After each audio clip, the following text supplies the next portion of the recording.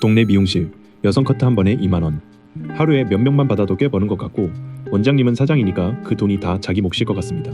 그런데 그 2만원 중에 원장이 실제로 가져가는 돈은 생각보다 훨씬 작습니다. 먼저 답부터 보여드리겠습니다. 혼자 운영하는 1인 미용실 원장이 한 달에 손에 쥐는 돈은 약 300만원입니다. 매출이 아니라 실수령이 그렇다는 거고 그마저도 종일 가위를 잡고 서 있어야 나오는 숫자예요. 커트값 2만원이 어디로 흩어지는지 재료비부터 임대료, 인건비까지 하나씩 깔아보겠습니다. 미용실이 왜 기술 하나로 하는 장사가 아니라 처음부터 끝까지 숫자 싸움인지도 같이 보시죠. 구독과 좋아요는 제작에 큰 힘이 됩니다. 먼저 이 2만원이 통째로 원장 주머니에 들어간다는 생각부터 지워야 합니다. 미용실은 물건을 파는 게 아니라 서비스를 파는 것 같지만 실제로는 재료를 쓰는 장사입니다. 머리 한번 만지는데도 샴푸가 들어가고 물이 나가고 전기가 나갑니다.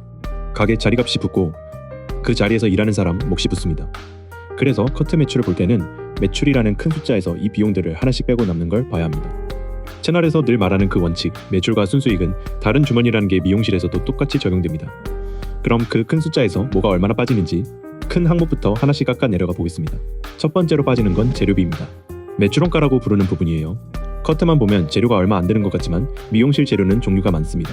샴푸와 린스, 트리트먼트가 매일 나가고 염색을 하면 염색약이, 파마를 하면 파마약이 들어갑니다. 여기에 눈에 잘 안 보이는 소모품이 계속 붙습니다. 수건, 가운, 일회용 장갑, 파마 로트, 호일 같은 것들이죠. 수건 하나만 해도 손님 한 명당 몇 장씩 쓰고 그걸 매일 빨아야 합니다. 세탁비와 세제가 또 나가고요. 이 재료비는 손님이 많을수록 같이 늘어나는 비용입니다. 많이 받으면 많이 나가는 구조예요. 커트는 그나마 재료가 적게 드는 편이라 그래서 뒤에서 다시 이야기하겠지만 두 번째는 임대료입니다. 미용실에서 임대료는 그냥 고정비가 아니라 매출을 결정하는 자리값입니다. 미용실은 지나가다 들르는 손님이 큰 비중이라 사람이 많이 다니는 목 좋은 자리가 유리합니다. 그런데 목이 좋을수록 임대료가 비쌉니다. 손님을 끌어오는 자리값을 매달 월세로 내는 셈이죠. 역세권이나 큰 상가 1층은 보증금도 크고 월세도 셉니다. 그 돈이 매달 고정으로 빠집니다. 그래서 미용실은 임대료를 아끼려고 목이 안 좋은 자리로 가면 손님이 줄고 손님을 잡으려고 좋은 자리로 가면 월세가 무거워지는 자리와 비용 사이에 줄타기를 늘 합니다. 매출이 좋아 보이는 가게일수록 목이 좋고 목이 좋을수록 월세가 크다는 걸 같이 봐야 합니다. 세 번째는 인건비입니다. 여기가 미용실 계산에서 가장 무거운 항목입니다. 디자이너나 스태프를 쓰면 그 사람들 월급이 매달 나갑니다. 문제는 사람을 쓸수록 매출은 늘지만 인건비를 빼고 나면 원장에게 남는 게 확 줄어든다는 겁니다. 그래서 많은 미용실 원장이 내린 결론이 차라리 직원을 줄이거나 안 쓰고 자기가 한 사람 몫을 다하는 겁니다. 1인 미용실이 늘어난 이유가 여기 있습니다.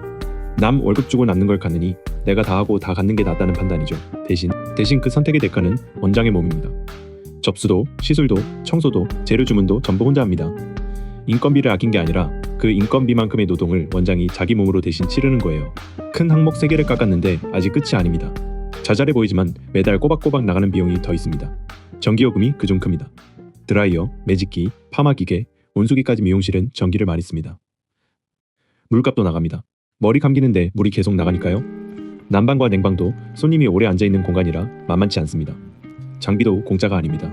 미용 의자, 샴푸대, 거울, 기계들은 처음에 목돈으로 사고 쓰다 보면 낡아서 바꿔야 합니다. 이렇게 낡아서 값이 줄어드는 걸 감가상각이라고 하는데 눈에 안 보여도 매달 조금씩 까먹는 비용입니다. 카드 수수료, 간판, 보험, 홍보비까지 더하면 자잘한 비용만 모아도 무시할 수 없는 돈이 됩니다.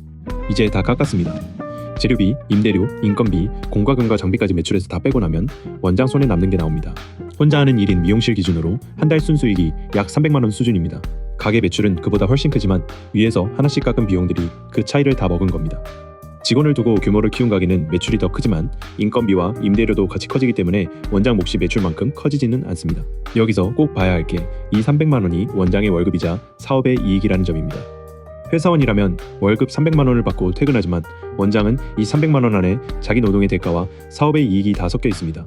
사장님이라 불리지만 실제 손에 쥐는 돈은 웬만한 직장인 월급 언저리라는 거죠. 여기서 중요한 반전이 하나 있습니다. 미용실의 진짜 돈은 커트가 아니라는 겁니다. 커트는 재료가 적게 들지만 시간도 오래 안 걸리고 단가도 2만원 안팎으로 낮습니다. 반면 펌과 염색은 다릅니다. 한 번에 몇만 원에서 10몇만 원까지 받고 시술 시간도 길어서 그 자리에서 매출이 확 올라갑니다. 그래서 미용실 입장에서 커트는 손님을 일단 가게로 들어오게 하는 미끼에 가깝습니다. 커트하러 온 손님에게 펌이나 염색을 권하고 그게 성사되면 그날 매출이 몇 배가 되는 구조죠. 정리하면 커트로 손님을 모으고 펌과 염색으로 돈을 법니다. 그러니 커트값 2만원만 보고 미용실 수익을 계산하면 처음부터 절반만 보는 셈입니다. 이쯤 되면 이런 생각이 듭니다. 남는 것도 적은 커트를 미용실은 왜 계속 받을까요? 이유는 단골 때문입니다. 커트는 몇 주에 한 번씩 반복해서 필요한 시술입니다. 머리는 계속 자라니까 커트 손님은 규칙적으로 다시 옵니다. 그렇게 자주 오는 손님과 관계가 쌓이면 그 손님이 나중에 펌이나 염색을 할 때 이 가게로 옵니다. 즉 커트는 그 자체로 크게 남기는 게 아니라 손님을 붙잡아 두는 장치입니다. 당장의 2만 원보다 그 손님이 1년 동안 이 가게에 쓰는 총액을 보는 장사인 거죠. 그래서 미용실은 커트 한 번의 마진보다 단골을 얼마나 오래 붙잡느냐로 승부가 갈립니다. 여기서 많은 사람이 오해하는 지점을 짚고 가겠습니다. 미용은 기술이니까 실력만 좋으면 되는 기술 창업이라고 생각하기 쉽습니다. 그런데 실제로 가게를 열어보면 미용실은 기술 창업이 아니라 사업 창업에 가깝습니다. 가위질 실력은 기본이고 그 위에 임대차 계약, 재료 발주, 직원 관리, 손님 머리를 잘 만지는 것과 가게를 흑자로 굴리는 건 완전히 다른 능력이에요. 실력 좋은 디자이너가 자기 가게를 열었다가 경영에서 막히는 경우가 흔한 이유가 이겁니다. 기술은 매출을 만들지만 사업은 그 매출에서 비용을 빼고 남기는 일이거든요. 그래서 요즘 늘어난 게 1인 미용실입니다. 원장 혼자 예약을 받아 손님을 한 명씩 보는 방식이죠. 초기 비용을 보면 1인 미용실을 차리는데 대략 5천만 원 정도가 든다고 봅니다. 이 돈이 어디 가냐면 가게 보증금과 인테리어, 그리고 미용 의자와 샴푸대 같은 장비값입니다. 직원을 안 쓰니 인건비가 안 나가고 예약제로 돌리니 대기 손님으로 자리를 낭비하지도 않습니다. 그렇게 비용을 줄여서 나오는 게 아까 본 월 순수익 약 300만 원입니다. 언뜻 안정적으로 보이지만 함정이 하나 있습니다. 이 구조는 원장 한 사람에게 100% 묶여 있다는 겁니다. 원장이 아프거나 쉬면 그날 매출은 0이고 가게를 키우려 해도 혼자 볼 수 있는 손님 수의 한계가 딱 정해져 있습니다. 여기서 초기 비용 5천만 원을 다시 보겠습니다. 이 돈은 가게를 열기 전에 먼저 나간 돈입니다. 월 순수익이 300만 원이니 산술적으로만 보면 5천만 원은 16달 넘게 벌어야 나오는 금액입니다. 그런데 문제는 이 300만 원이 곧 원장의 생활비라는 점입니다. 이 돈으로 밥 먹고 월세 내고 생활을 해야 하니 초기 비용 회수에 온전히 쓸 수가 없습니다. 생활비를 빼고 조금씩 모아 5천만 원을 되찾으려면 실제로는 몇 년이 걸립니다. 그동안 가게가 계속 잘 돼야 하고 상권이 죽거나 몸이 상하면 그 회수 계획은 어긋납니다. 초기 비용이 큰 장사는 그 돈을 다 회수하기 전까지는 사실 아직 본전도 못 찾은 상태라는 걸 기억해야 합니다. 혼자가 아니라 규모를 키우면 어떨까요? 직원을 두고 20평 정도의 독립 미용실을 하면 월 매출은 약 1,800만 원까지 나옵니다. 숫자만 보면 1인 미용실의 몇 배라 훨씬 나아 보입니다.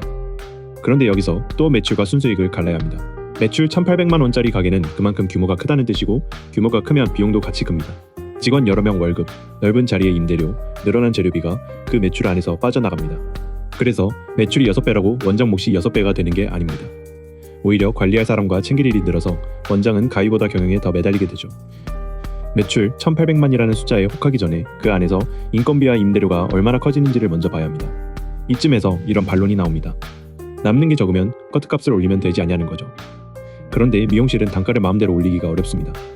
바로 옆에 다른 미용실이 있기 때문입니다. 우리 동네만 봐도 미용실은 골목마다 있습니다. 내가 커트를 25,000원으로 올리면 손님은 2만원짜리 옆 가게로 갑니다. 게다가 커트값은 지역 편차가 큽니다. 같은 커트라도 번화가와 주택가, 서울과 지방의 가격이 다릅니다. 그래서 원장은 내 비용이 아니라 옆 가게 가격표를 보고 단가를 정할 수밖에 없습니다. 비용이 올라도 주변 시세가 그대로면 나 혼자 올리기가 어려운 거죠. 가격을 정하는 힘이 나에게 없다는 점에서 미용실도 앞서 본 다른 자영업들과 닮았습니다. 실제로 최근 몇 년 사이 커트값은 오르긴 했습니다. 한 조사에서는 지난 5년 동안 커트 가격이 9% 올랐다고 나옵니다. 몇 년 전만 해도 15,000원 하던 커트가 지금은 2만원 안팎이 된 데는 이런 배경이 있습니다. 그런데 여기서 오해하면 안 되는 게 커트값이 올랐다고 원장이 그만큼 더 버는 게 아니라는 겁니다. 가격이 오른 만큼 재료비도 오르고 임대료도 오르고 전기요금도 올랐습니다. 커트값 인상분의 상당 부분이 원장 주머니가 아니라 오른 비용을 메우는 데 들어간 거예요. 소비자 입장에서는 미용실이 비싸졌다고 느끼지만 원장 입장에서는 남는 게 그만큼 더 좋아진 건 아닙니다. 오른 가격과 늘어난 이익은 다른 이야기라는 걸 여기서도 다시 확인하게 됩니다. 미용실 창업을 고민한다면 몇 가지를 냉정하게 따져봐야 합니다. 첫째, 자리입니다. 목이 좋은 자리는 손님을 데려오지만 월세가 무겁고 싼 자리는 월세가 가볍지만 손님이 안 옵니다. 이 둘 사이 어디에 설지를 숫자로 계산해야 합니다. 둘째, 매출 원가입니다. 재료비, 임대료, 인건비, 공과금을 다 빼고도 남는 게 있는지를 낙관이 아니라 보수적으로 계산해야 합니다. 셋째, 초기 비용 회수입니다. 5천만 원 안팎의 초기 투자가 몇 년 만에 회수되는지, 그 기간 동안 상권과 내 몸이 버텨줄지를 봐야 합니다. 넷째, 나 자신입니다. 1인 미용실은 원장 한 사람에게 전부 묶여 있어서 내가 쉬면 매출도 멈춥니다. 이걸 감당할 수 있는지가 실은 가장 중요합니다. 동네 미용실 커트 한 번, 그 2만 원에서 재료비가 빠지고 임대료가 빠지고 인건비가 빠지고 공과금과 장비값까지 빠지면 원장 손에 남는 건 생각보다 작습니다. 혼자 하는 1인 미용실 원장의 한 달 실수령이 약 300만 원, 그마저 종일 서서 가위를 잡아야 나오는 숫자입니다. 커트는 크게 남기는 시술이 아니라 손님을 불러들이는 미끼고 진짜 돈은 펌과 염색에서 나옵니다. 미용실은 실력만 있으면 되는 기술 창업이 아니라 자리와 재료와 사람과 세금을 다 계산해야 하는 사업 창업입니다. 초기 5천만 원을 넣고 그걸 몇 년에 걸쳐 되찾아가는 긴 장사고요. 다음에 미용실 의자에 앉아 커트를 받으실 때 그 2만 원 뒤에 이만큼의 계산서가 붙어 있다는 걸 떠올려 보시면 원장님이 왜 종일 써 계신지가 조금은 보일 겁니다.